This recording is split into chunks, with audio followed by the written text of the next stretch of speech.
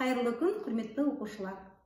Мен Шарал қаласы нөмір 1 орта мектебінің қазақ тілі мен әдебиеті пәні мұғалімі Мекишева Сауле Құрмашқызымын. Бүгінгі сабағымызды Кеңес одағының батыры, халық қаһарманы, жазушы Бауыржан Момышұлының сөздерімен бастағалы отырмын. Ұлттық намыс, ұлттың бойындағы қасиеті және бұлжымайтын қағидасы. Өз ұлтын құрметтей білмеген, оны мақсат ете алмаған адам, сөз жоқ, тексіз бұратқа адам. Ал балалар, жалауша мен бокс қолғабын және атақты спортшылардың суретін көргенде қандай ой түйдіңіздер? Бүгінгі сабағымыз өз ел үшін сынға түскен боксшы жайында болатынын болжаған шығарсыздар. Ендеше балалар, бүгінгі сабағымыздың тақырыбы Джек Лондонның Мексика ұлы әңгімесінен үзінді. Ал балалар, бүгінгі сабақта сіздермен әдеби шығарманың тақырыбы мен идеясын анықтап, шығармадағы екі нәрсені салыстыра суреттеп, қарама-қарсы суреттеулерді табуды үйренеміз. Сабағымызды бастамас бұрын әңгіменің авторы туралы мағлұматпен танысайық. Ол үшін балалар, дәптерімізді ашып, өздеріңізге қажетті мағлұматтарды түртіп алып отырыңыздар. Джек Лондон 1876-1916 жылдары өмір сүрген америкалық жазушы. Туған жері ақш, Сан-Франциско қаласы. Отбасы өгей әкесінің қолында тәрбиеленген. Жас кезінде зауыт, фабрика, электр станцияларында түрлі жұмыстар істеген. Әдеби шығармалар жазумен 17 жасынан шұғылдана бастаған. 1893 жылы Сан-Франциско дауысы газетінде тына қалды туындысы Жапон жағалауындағы тайфун атты очеркі басылды. Сонан кейін көптеген әңгімелері, повестері, романдары жарыққа шыға бастады. Жазушы шығармаларындағы биік белесі 1909 жылы жазылған Мартин Иден шығармасы. Кейіннен Джек Лондон шығармаларын Мұхтар Омарханұлы Әуезов, Даулетбаев, Омаров, тағы да басқа қаламгерлер аударған. Әуезовтың Көксерек повесінен Джек Лондонның Ағазу атты шығармаларының әсері байқалады. Мұның өзі қазақ көркемсөз өнерінің әлем әдебиетімен сабақтаса дамығанын көрсетеді. Енді балалар, бүгінгі сабағымызда кездесетін жаңа сөздермен таныс болайық. Мексика. Байырғы өркениетті майя халқы мекендеген Америка құрама штатындағы мемлекет. Раунд. Кәсіби бокста қарсыластар айқасының 3 минуттық кезеңі. Кейде 15 минутқа дейін болады. Ринг. Бокстағы шайқас алаңы. Гонг. Қола қорытпасынан дайындалған ежелгі Қытайдың музыкалық аспабы. Бокстағы әрекеттің басталу, аяқталуын білдіріп, дыбыс беретін құрал. Секундант. Спортшының кеңесшісі. Нокаут. Ауыр соққыдан спортшының тұра алмай қалуы. Джек Лондонның Мексика ұлы шығармасынан үзінді тыңдайық. Джек Лондон. Мексика ұлы. Ривера ринг келеусіз көтерілді. Әр тұстан шашыраңқы сараң ғана соғылған алақандар көрермен қауымның оған деген сенімсіздігін айқын сездіргендей. Шындығында бұл қауым үшін Ривера бөр аузына тасталған жетім лақпен пара-пар еді. Өйткені оның қазіргі қарсыласы аты шулы азулы боксер ұлы Денни болатын. Жас мексикандық өз бұрышына жайғасып қарсыласын күтті. Әр минут жылдай созылып баяу жылжиды.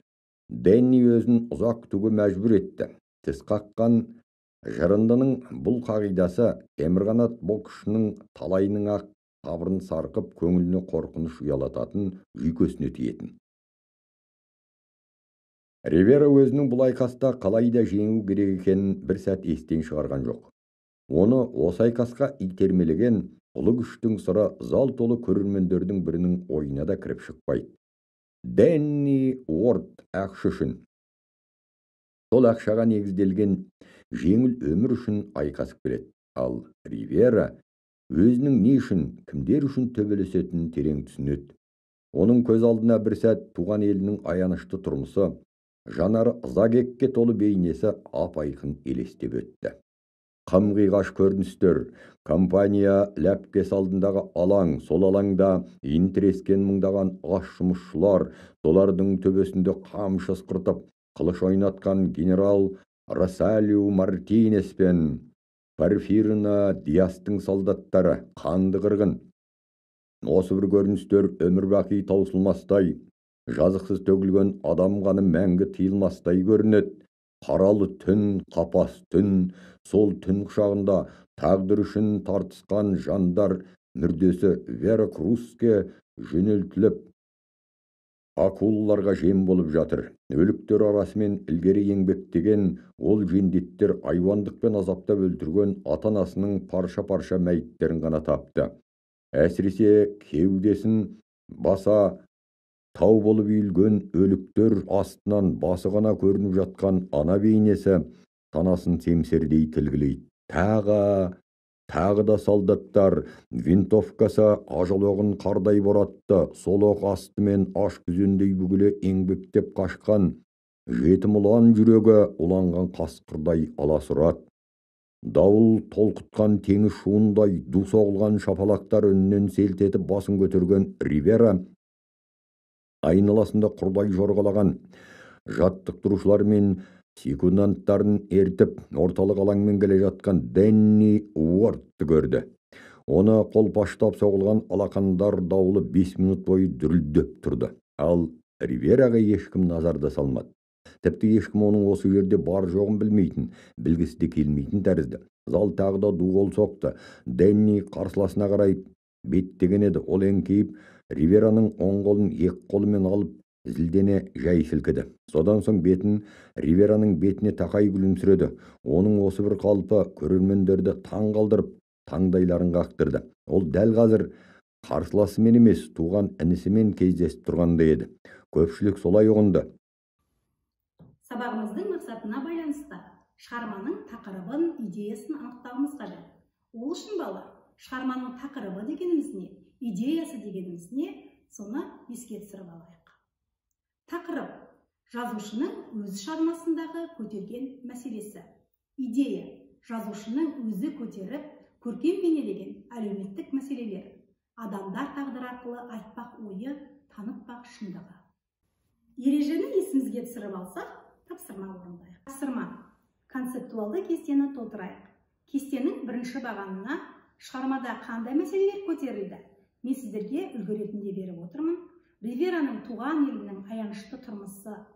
Келесі бағанға шығармадағы мәселені ашатын үзінділерді жазасыздар. Үшінші бағанға осы үзінділер арқылы қандай үлгі өнеге аламыз? Соны жазасыздар. Ары қаратай кестені осындай үлгіде толтырасыздар. Балалар, сіздер бірінші тапсырманы еш қиындықсыз сәтті орындады деп сенемін. Енді екінші тапсырманы орындамас бұрын салыстыра суреттеу дегенімізне, қарама-қарсы суреттеу дегенімізне еске түсіріп алайық. Салыстыра суреттеу дегеніміз ұқсату арқылы адамның ішкі және сыртқы әрекеттерін байланыстыруға мүмкіндік беретіндіктен заттар мен құбылыстарды салыстыра суреттеу. Қарама-қарсы суреттеу дегеніміз антонимдес суреттеулер. Келесі тапсырма.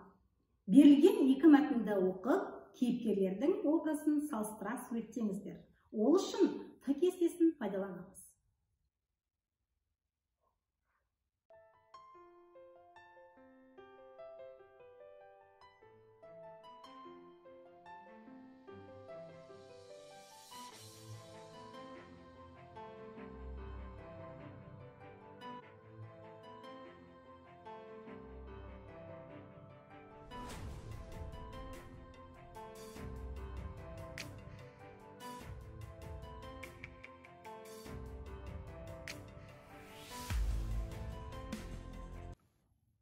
Ал балалар, бүгінгі сабағымызда Джек Лондонның Мексика ұлы шығармасынан үзінді тыңдап, тапсырмалар орындадық.